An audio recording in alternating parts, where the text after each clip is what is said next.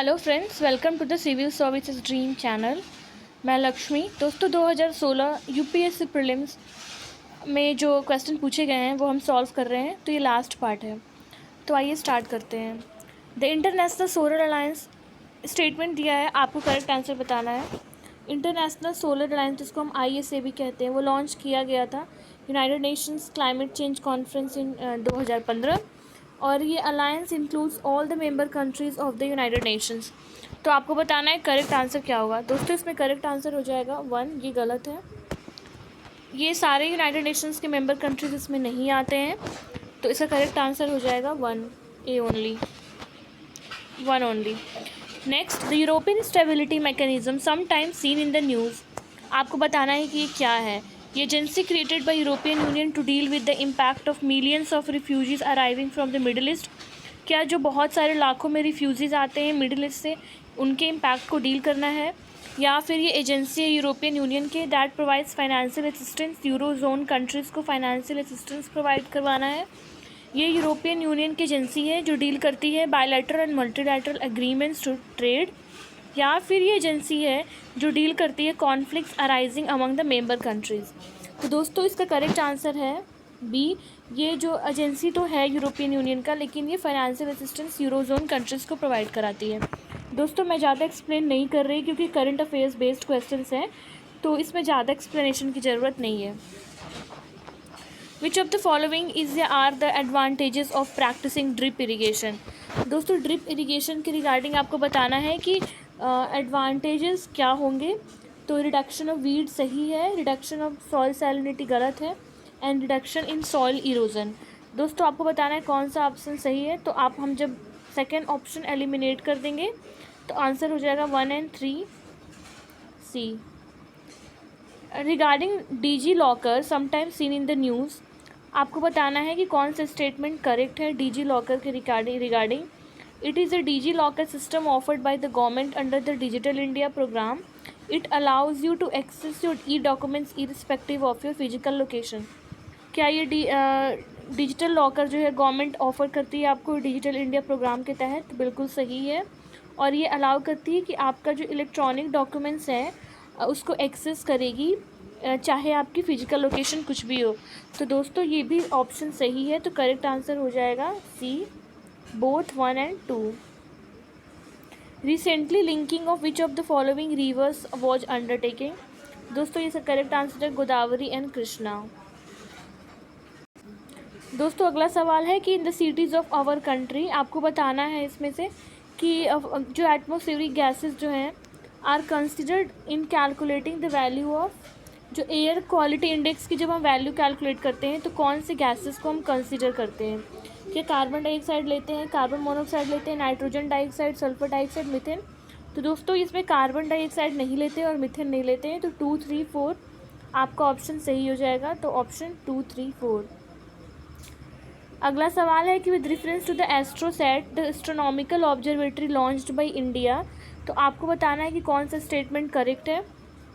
Other than USA and Russia, India is the only country to have launched a similar observatory.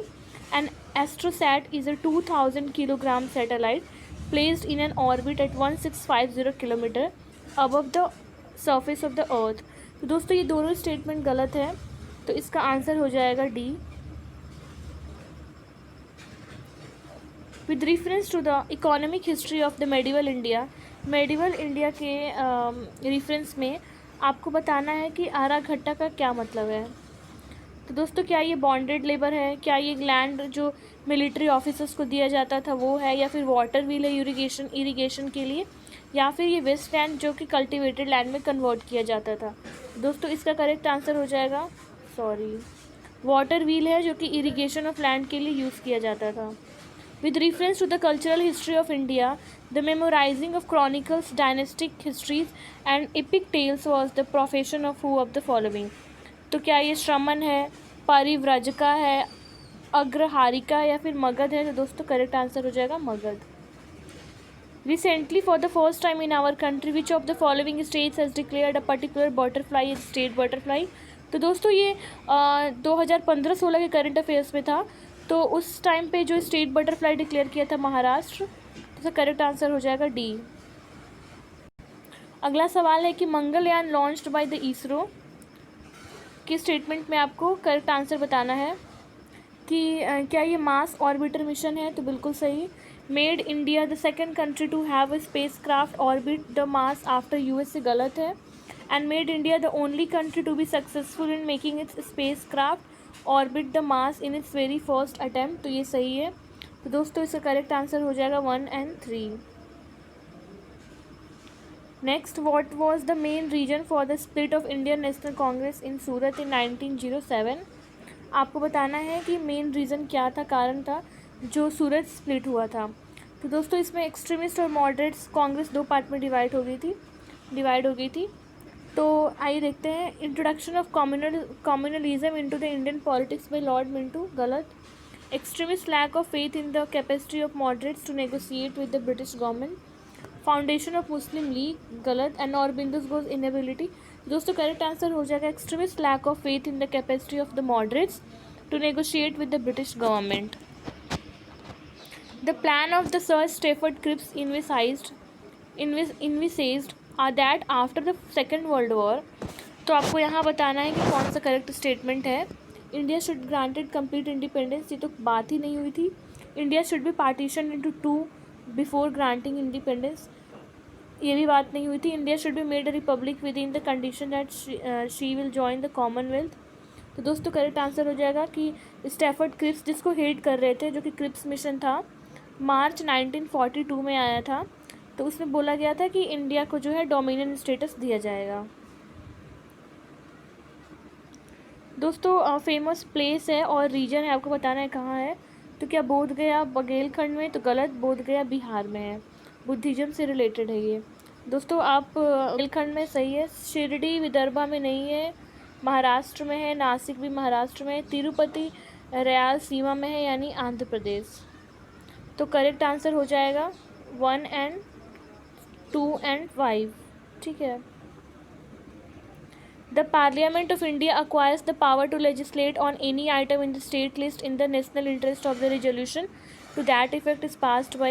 तो क्या Lok Sabha by simple majority of its total membership, Lok Sabha by majority of not less than 2/3 of it total membership, and Rajya Sabha by a simple majority of its total membership, या फिर Rajya Sabha by A majority of not less than 2/3 of its member present and voting. तो दोस्तों इसका correct answer हो जाएगा D, Rajya Sabha by A majority of not less than 2/3 of its member present and voting. Recently, which of the following states has explored the possibility of constructing an artificial inland port to be connected to sea by a long navigational challenge? तो दोस्तों इसका correct answer हो जाएगा Rajasthan. With reference to the agreement at the UNFCCC meeting in Paris in 2015, तो आपको बताना है कि कौन सा स्टेटमेंट करेक्ट है। The agreement was signed by all the member countries of the United Nations and it will go into the effect in 2017. The agreement aims to limit the greenhouse gas emissions so that rise in average global temperature by the end of this century does not exceed 2 degrees Celsius or even 1.5 degrees Celsius above pre-industrial level. And तो दोस्तों इसका जो correct answer हो जाएगा option 1 गलत है, second सही है, और जो थर्ड भी गलत है। तो करेक्ट आंसर हो जाएगा 2 ओनली, तो ऑप्शन हो जाएगा B. The Sustainable Development Goals were first proposed in 1972 by the global think tank called Club of Rome। दोस्तों ये स्टेटमेंट गलत है। The Sustainable Development Goals have to be achieved by 2030, ये सही है। तो करेक्ट आंसर हो जाएगा 2। SDG आपको पता है इसमें 17 गोल्स होते हैं और 2030 तक हमें अचीव करना होता है। Next, a recent movie title the man who knew infinity किसके बायोग्राफी पे बेस्ड है? दोस्तों करेक्ट आंसर हो जाएगा एस रामानुजन। और आज का लास्ट सवाल है कि the minimum age prescribed for any person to be a member of panchayat is 25 years. दोस्तों ये गलत है, 21 ईयर्स है। And the panchayat reconstituted after the premature dissolution continues only for the remaining period, ये ऑप्शन सही है। तो करेक्ट आंसर हो जाएगा बी ओनली। तो दोस्तों आज के लिए इतना ही, थैंक यू।